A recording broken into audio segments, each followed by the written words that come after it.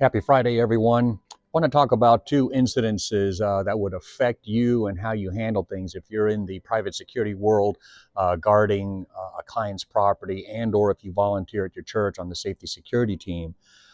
These two incidences happened at my church a number of years ago, but I want to talk about some teaching points because they're still applicable today.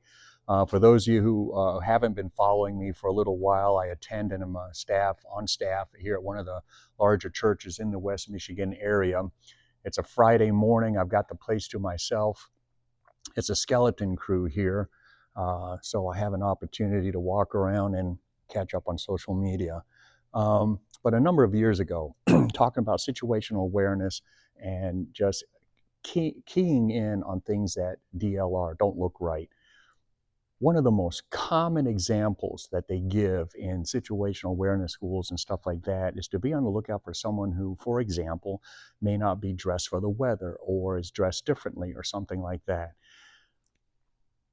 But be very careful that you don't assume that every person that you see who looks differently, dressed differently, or whatever is up to no good and is planning something nefarious. A number of years ago, one of the most common examples is someone who's not dressed for the weather and all right. And they usually use, because of stuff that we've seen in the media lately, someone wearing a trench coat or a hoodie. A number of years ago, it's spring, it's still chilly in the morning. Security team that we had at the time was getting ready for Sunday morning service. So they're here very early in the morning, and they observed a man wearing a hoodie, bunched up, sitting in the back, and it caught their attention. Good. And so everyone started getting in the place to keep an eye on this person who stood out because there was no one here, and because by the time they keyed in on him, the weather had started to warm up. Okay, but he was still dressed up, bundled up. Okay, so after a while, they approached one of the pastors, one of the associate pastors we had here at the time, and said, "Hey, pastor, we're keeping an eye on this gentleman in the sanctuary right there." And pastor looked over at him and said, "Yeah, that's John. I gave him a ride in this morning." Did anyone even bother go up to greet him and see what his story is? Because I'm pretty sure if you had, he would have told you the same thing. So it turns out that this man would walk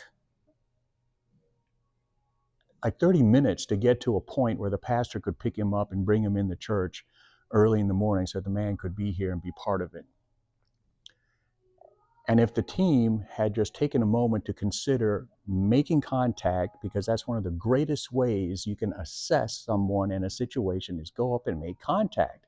If anyone had bothered making contact with them, they would have determined that, yeah, there was nothing to be concerned about. But as it is, they lost valuable time, resources, and attention, overly focused on an individual that they didn't have to be.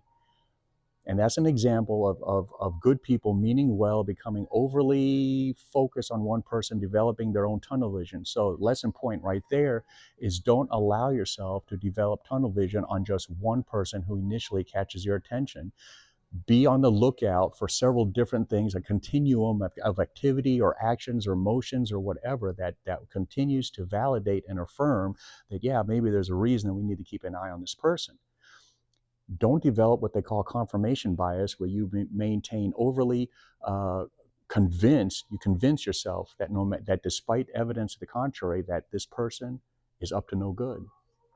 Another situation happened about right here. One of our security members was standing right here. Sunday morning, people are coming into the church, right? And he looks out, the parking lot's getting full, people are coming in. And I happened to be here on this particular morning, and I was downstairs keeping an eye on all the cameras that we have. And all of a sudden I hear him come out on the radio, "Hey, keep an eye on this person, male," gives a description, walking out in parking lot K. So I get on him on the cameras and all that, and I'm keeping an eye on him. Nothing comes out of it. So I find the guy who initially put it out on the radio, because what happened was when he put it out on the radio, everyone else suddenly got a little higher alert status, right? Little adrenaline dump. Everyone started kind of keying in on this subject, because we're going to trust our partner. We're going to trust our colleague. Obviously, this person did or said something to catch his attention, and he was putting it out on the radio. Well, I find him about a week later, a couple days later. I didn't have an opportunity to talk to him that day. And I asked him, I said, "Hey, what was up with that guy who was walking in the parking lot? And he looks at me and he goes, yeah, he was walking away from the building, whereas everyone was walking to the building. Okay. Maybe he was going back to get his Bible. Maybe he was going back because he forgot to lock the car. I mean, good catch. You noticed someone out of the ordinary, something out of the ordinary, but did you bother to wait to see if there's reason to continue to maintain? Because there I was down in the basement, cameras trained on this person. And here's the problem when you develop tunnel vision, as you should probably know this, you lose the opportunity to be aware of other things happening around you. And so while everyone's overly focused on this one person, you could be missing the actual threat potentially walking right by you. So if you're a volunteer at your church safety security team, or you work in the private security world and you're part of guarding a client's property and stuff like that, and there's a crowd, more than 10, 20 people, just be aware and be careful that you don't develop your own tunnel vision when you see something or someone that catches your attention. And as a matter of fact, one of the things I teach, especially church safety security volunteers, if you're doing your job right, especially with a large crowd, there should be up to 4 or 5 people that you're keeping an eye on. And then if one person starts doing things or saying things that warrant more attention, well, then you focus on that. But once you determine that that is not anything, refocus and knock them off your list, your mental list, and find someone else to fill that slot. Don't let yourself develop tunnel vision and miss the actual threat walking by you. See you on the next video.